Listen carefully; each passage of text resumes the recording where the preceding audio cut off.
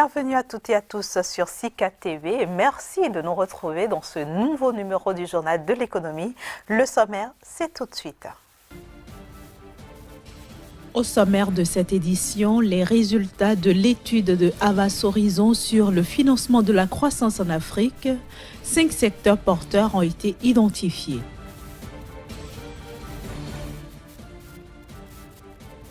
Le Nigeria opte pour d'autres options pour financer son budget.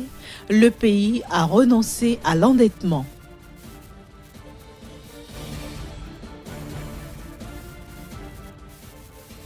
Enfin, l'Égypte entend reconduire son interdiction des exportations de riz pour la prochaine saison.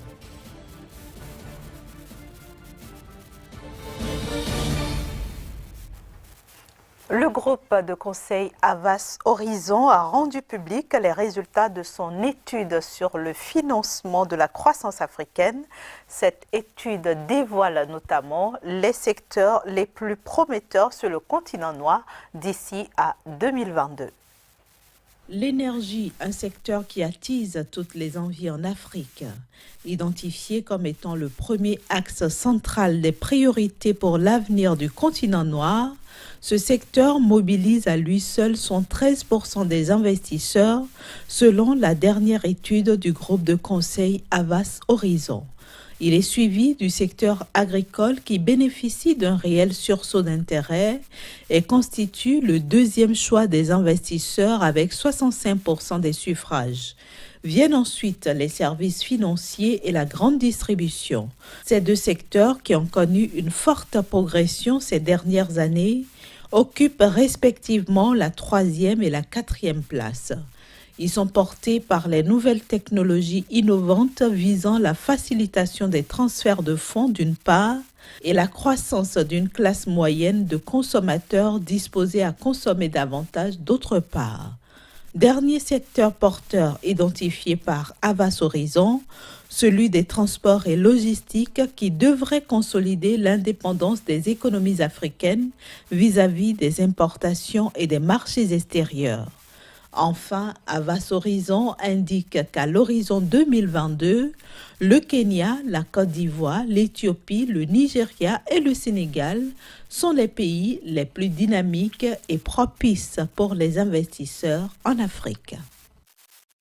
Le Nigeria renonce à l'endettement pour financer son budget. Le pays envisage d'autres voies et moyens pour concrétiser ses immenses projets d'infrastructure. Plus de précisions dans ce reportage. Le Nigeria ne devrait pas emprunter plus pour financer son budget et devrait plutôt mobiliser les fonds dont il a besoin par d'autres moyens. C'est ainsi qu'a remis en cause la ministre des Finances nigériane, Kemi Adeosun, le projet de prêt étranger de 2 milliards de dollars auprès des prêteurs comme la Banque mondiale lors d'un forum dans la capitale Abuja. La ministre confirme ainsi les intentions de l'équipe de Muhammadu Buhari d'abandonner l'idée d'emprunter pour financer son colossal budget qui vise à réanimer l'économie du pays à travers des investissements massifs dans les infrastructures et le secteur énergétique. Une idée qui a d'ailleurs laissé les principales institutions financières multilatérales comme la Banque mondiale et la Banque africaine de développement pour le moins hésitantes. Elles ont en conséquence bloqué un prêt d'au moins 2 milliards de dollars pour marquer leur déception par rapport au refus du pays d'imposer des réformes monétaires comme la libéralisation des tasses de change.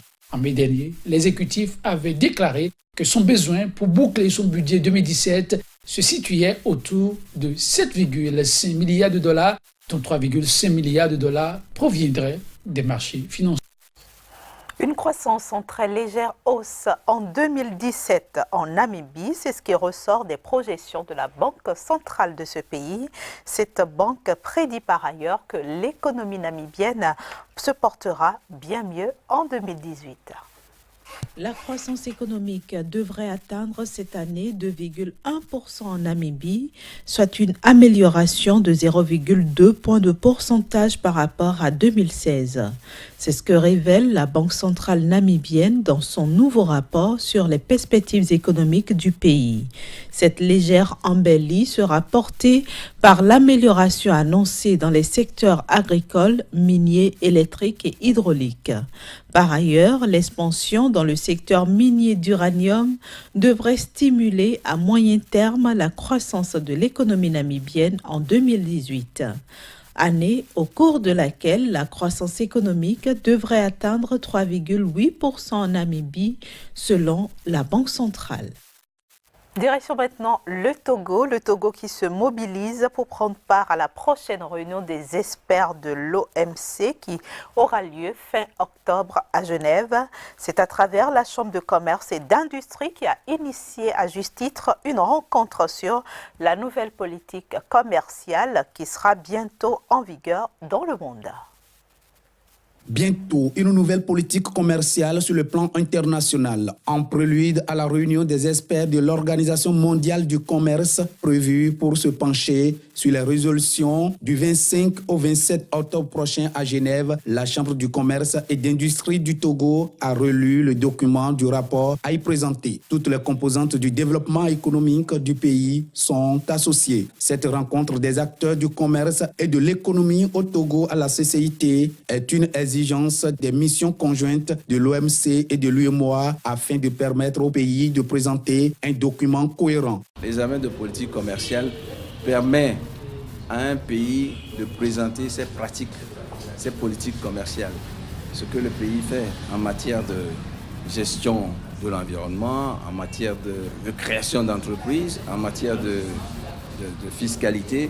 Tous ces aspects sont présentés aux autres membres de l'OMC et ça nous permet de faire des échanges pour améliorer notre politique commerciale. Les responsables de la Chambre du commerce et d'industrie du Togo croient avoir joué leur partition pour l'atteinte des objectifs assignés à cette prochaine assise de l'OMC à Genève en organisant cette rencontre nationale.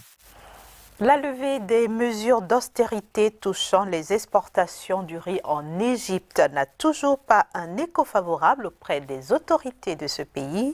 Pour la prochaine saison, par exemple, le Caire pense bien reconduire la mesure relative à l'interdiction formelle sur les dites exportations.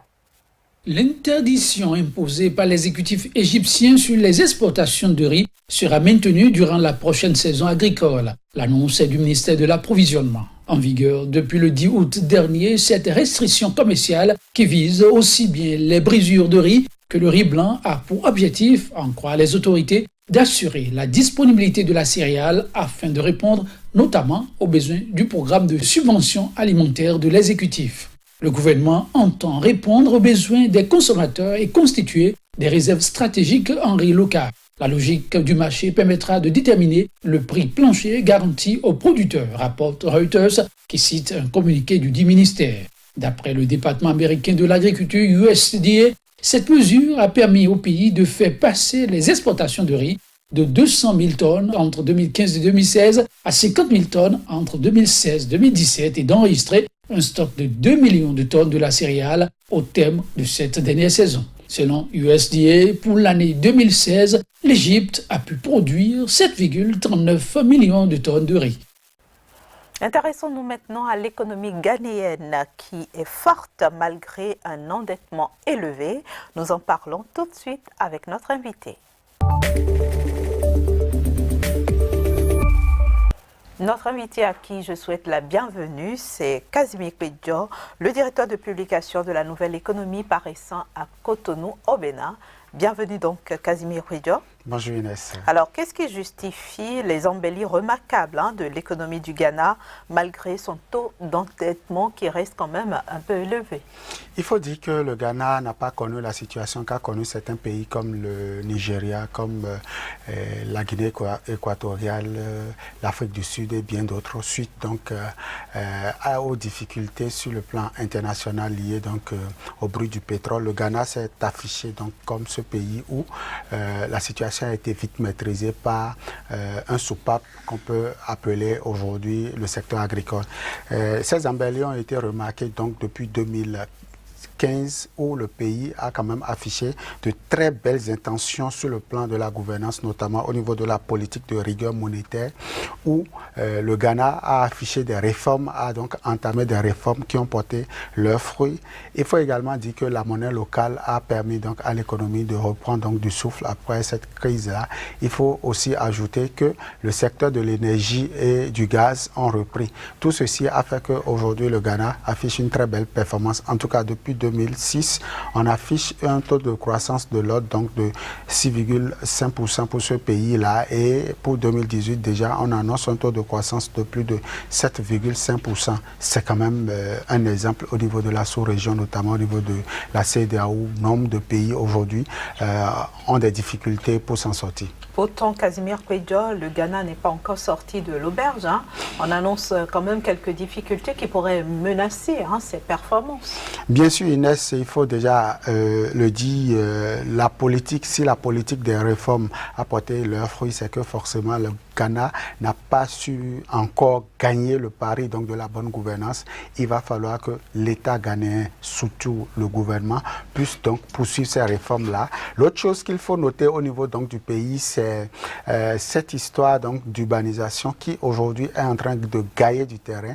On annonce déjà pour les années 2035 environ 72% de taux de croissance donc, de la population au niveau des grandes villes comme Accra, où il va falloir aujourd'hui rapidement trouver un mécanisme pouvant permettre aujourd'hui de régler un certain nombre de problèmes tels que la mobilité, tels que l'hébergement, tels que la restauration au niveau et surtout la sécurité au niveau de cette grande ville-là.